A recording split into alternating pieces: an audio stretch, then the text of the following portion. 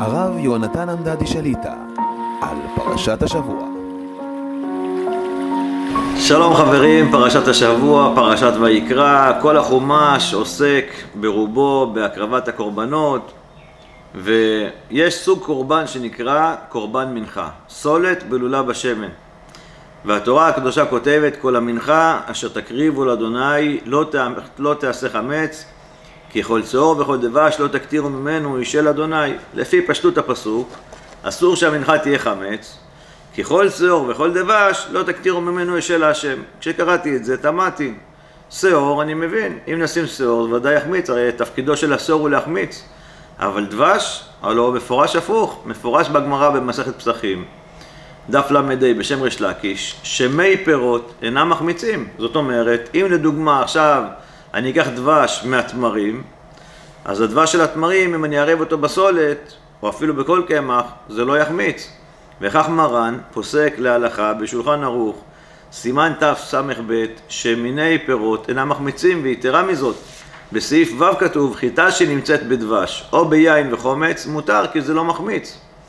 ומי שמסתכל בפירוש רש"י בחומש ובעיקר שפתי חכמים, כשכתוב בפסוק כי כל צהור וכל דבש לא תקטירו ממנו אישל השם, הכוונה היא לדבש תמרים, לא לדבש דבורים. אז אם כך, ההפך הוא הנכון, בוא נשתמש בדבש, כי דבש הוא לא מחמיץ.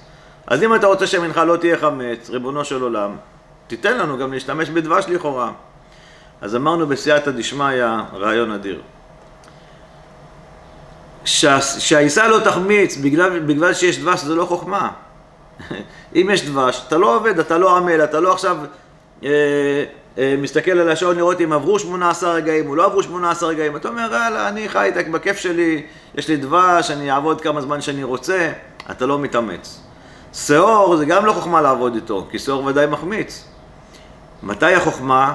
החוכמה היא לקחת מנחה שעשויה מסולת וממים, שבוודאי יכולה להחמיץ, ולהתחיל לעבוד. זאת אומרת, לא קיצוניות לכאן שזה שעור, לא קיצוניות לשם שזה הדבש, שזה מחמיץ וזה לא מחמיץ, אלא תיקח את הקמח שהוא כן יכול להחמיץ, תעבוד איתו, זה החוכמה.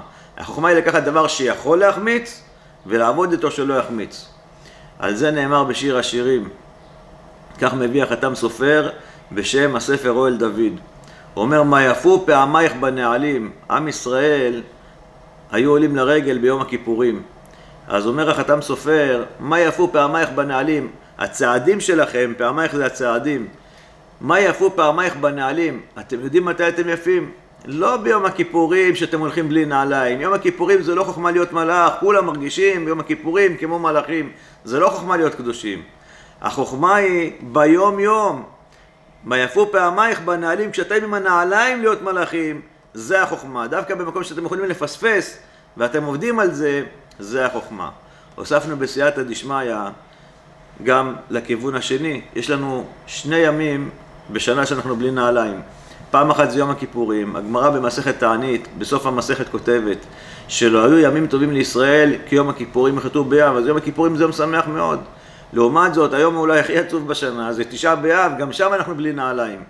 אז כשאדם רוצה להתחבר להשם, זה לא חוכמה שאתה מתחבר להשם כשאתה ביום הכיפורים. זה גם לא חוכמה שאתה מתחבר להשם כשאתה בצער, ב9 באב, אתה בצרה ואתה מתחבר, זועק ריבונו של עולם תעזור לי. זה לא החוכמה. החוכמה היא לחיות את הקדוש ברוך הוא ביום יום, בשגרה. וזה בעצם מה שאנחנו רואים פה. המנחה היא יכולה להחמיץ, דבר שבשגרה לא קיצוני לכאן ולא לשם, ועם זה תעבוד.